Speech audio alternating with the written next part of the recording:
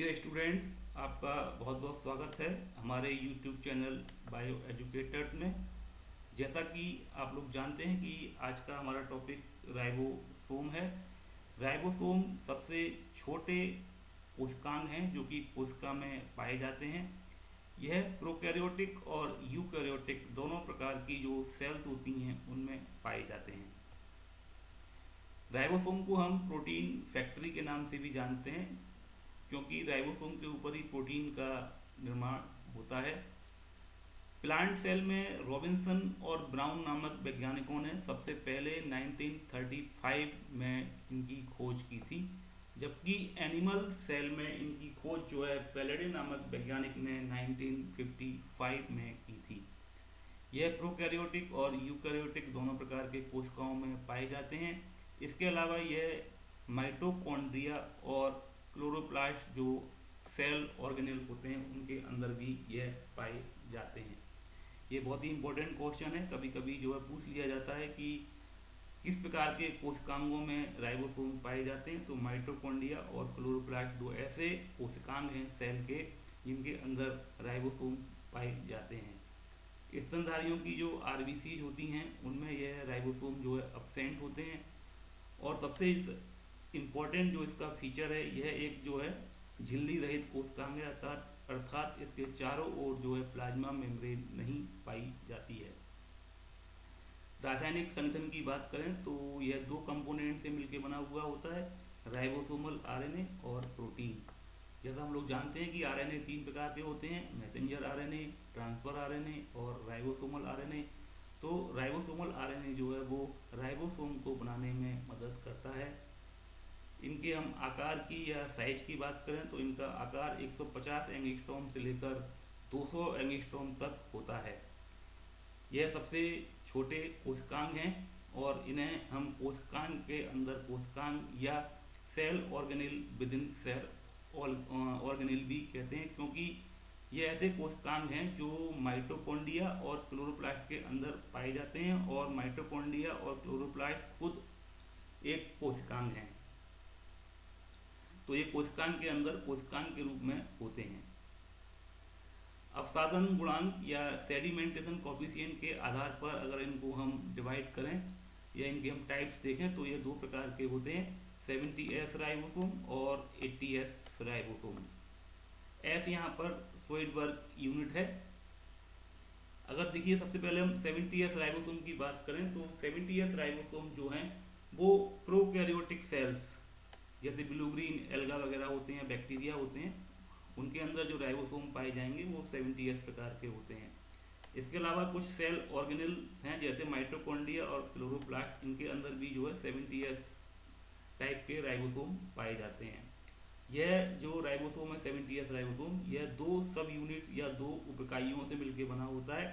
इसकी जो बड़ी यूनिट है उसको हम 50S उपइकाई के नाम से जानते हैं और जब इसकी जो छोटी जो यूनिट है उसको हम 30S उपइकाई के नाम से जानते हैं।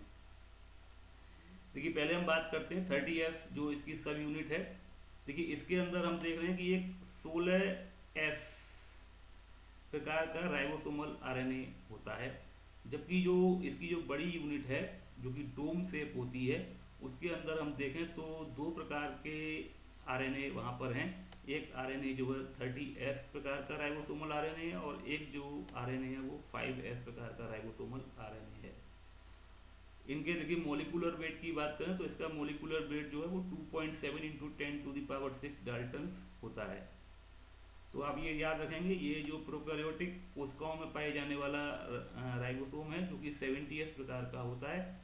70S प्रकार में देख रहे हैं दो यूनिट हैं, ऊपर वाली जो यूनिट है वो बड़ी यूनिट है और ये डोम शेप होती है, जबकि नीचे वाली यूनिट जो है छोटी यूनिट है और ये कैप के आकार की होती है। बड़ी यूनिट जो है 50S प्रकार की होती है और छोटी यूनिट जो 30S प्रकार की होती है।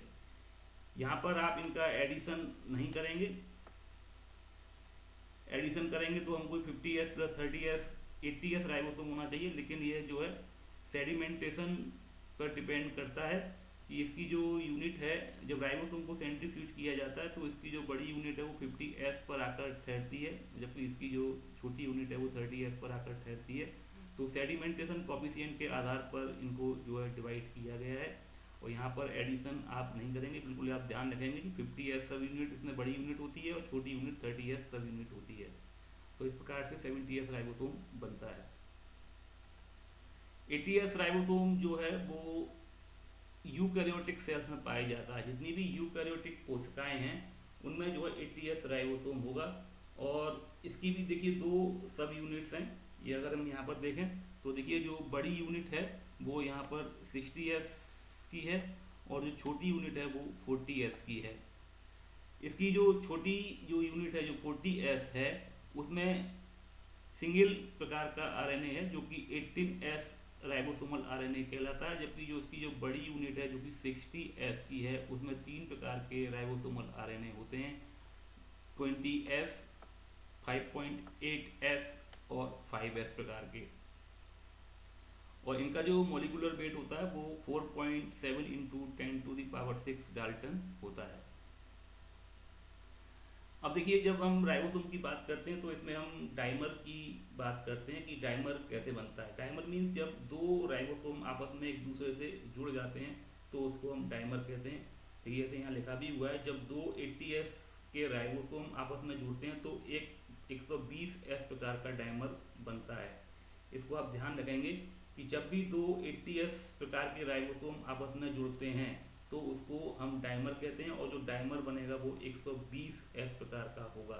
इसी प्रकार से जब 2 70s प्रकार के राइबोसोम आपस में जुड़ते हैं तो एक 100s प्रकार का डाइमर बनता है। ये ध्यान रखेंगे आप। इसके अलावा देखिए एक टर्म और हम लोग जनरली पढ़ते हैं, पॉलीराइबोसोम, या इसको हम पॉलीसोम्स के नाम से भी जानते हैं। आपको एक बात बताना है यहाँ पर मैं चाहूँगा कि जो राइबोसोम की जो यूनिट होती हैं, चाहे वो 60s 40s हो 80s राइबोसोम में, और 70s राइबोसोम में चाहे वो 50s या 30s हो, वे जो है साइटोप्लाज्म में या कोशिका द्रव्य में जो है एक दूसरे से अलग अलग रहती हैं, और जब प्रोटीन सिंथेसिस की आवश्यकता होती है तो ये यूनिट जो 2 सब यूनिट्स हैं वो आपस में यूनाइटेड होती हैं, जुड़ जाती हैं, और उनके जुड़ने के लिए एक आयन की बहुत आवश्यकता होती है जो कि मैग्नीशियम आयन्स है। जब मैग्नीशियम आयन की कंसंट्रेशन 0.001 मोलर होती है तो ये दोनों यूनिट 80s के बारे में बात कर रहा हूँ, तो 80s जो राइबोसोम है वहाँ पर 2 यूनिट सब यूनिट जो है 60s और 40s होंगी, वो आपस में एक दूसरे से जुड़ जाती हैं और 80s राइबोसोम बनता है ना। तो मैग्नीशियम आयंस की कंसंट्रेशन 0.001 मोलर होनी चाहिए, और जैसे ही इसकी कंसंट्रेशन 0.001 m हो जाती है तो दोनों जो सब यूनिट्स हैं वो आपस में जुड़ जाती हैं और एक राइबोसोम 80s का बन जाता है। अगर अब मैग्नीशियम आयन की कंसंट्रेशन हम ज़्यादा कर दें, करीब 10 टाइम्स कर दें, तो फिर ये 80s राइबोसोम जो हैं वो आपस में जुड़ते जाते हैं। तो जैसे 80s राइबोसोम जुड़ा, फिर उसमें एक 80s राइबोसोम भी जुड़ गया, तो एक डाइमर बन जाएगा 80s राइबोसोम, और 80s राइबोसोम से मिलकर एक डाइमर बना जो कि 120s प्रकार का होगा। जब मैग्नीशियम आयन की कंसंट्रेशन 10 टाइम्स हो जाती है तो फिर इसको और अधिक करने की आवश्यकता नहीं होती है, नहीं ज़रूरत होती है, और फिर बहुत सारे जो ये जो राइबोसोम हैं वो जुड़ते चले जाते हैं। साइटोप्लाज्म में ये जो पीले रंग की देखिए यहाँ पर रचना बनी हुई है, ये मैसेंजर आरएनए है। मैसेंजर आरएनए पर आकर ये राइबोसोम्स जो है जुड़ते जाते हैं। देख रहे हैं यहाँ पर ये जो है इसकी राइबोसोम की बड़ी उपइकाई है और ये छोटी उपइकाई है, और जबकि ये पीले रंग का जो थ्रेड देख रहे हैं आप, this yellow structure is known as messenger RNA. तो मैसेंजर आरएनए के ऊपर ये राइबोसोम्स जुड़ते जाते हैं और इसी को हम पॉलीराइबोसोम या पॉलीसोम्स के नाम से जानते हैं। राइबोसोम की अगर संरचना की बात करें तो इसमें देखेंगे आपकी जो इसका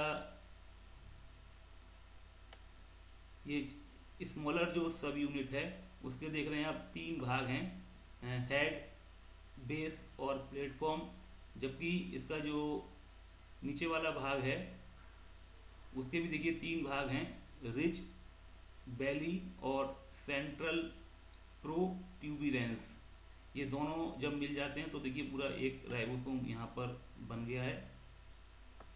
तो ये आप याद रखेंगे, राइबोसोम की संरचना की हम बात कर रहे हैं तो देखिए जो इसकी जो ऊपर वाली यूनिट है उसके 3 भाग हैं, हेड, बेस और प्लेटफॉर्म। जबकि जो नीचे वाली यूनिट है उसके भी 3 भाग हैं, रिज, बेली और सेंट्रल प्रोट्यूबिरेंस।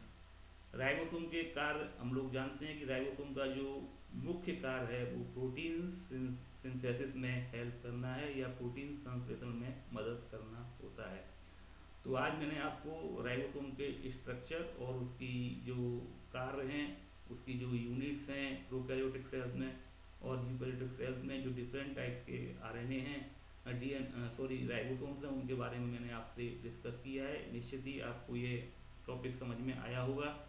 और अगर आपको ये हमारा चैनल अच्छा लग रहा है तो आप इसे सब्सक्राइब करें, अपने जो फ्रेंड्स हैं उनके साथ शेयर करें, जिससे हम लोग जो है इनकरेज होते रहें और आपके लिए नई नई वीडियोज लाते रहें। Thanks a lot.